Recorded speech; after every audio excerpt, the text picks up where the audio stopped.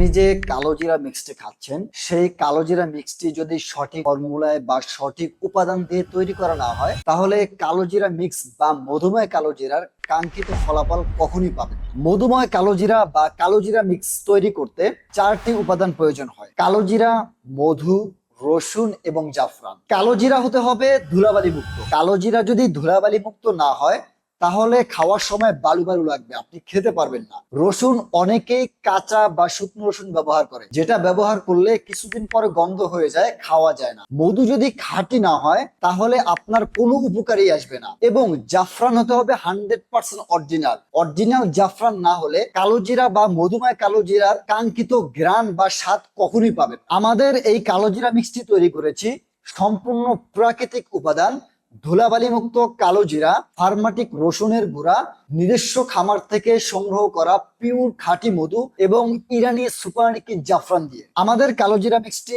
BSTI থেকে অনুমোদিত এবং বাংলাদেশ বিজ্ঞান গবেষণা ইনস্টিটিউট থেকে ল্যাব টেস্টকৃত, সম্পূর্ণ নিরাপদ এবং কেমিক্যাল মুক্ত। আপনারা যারা অর্ডার করতে চান তারা এখনই অর্ডার নাও বাটনে ক্লিক করুন অথবা স্ক্রিনে দেখানো নাম্বারে যোগাযোগ করুন।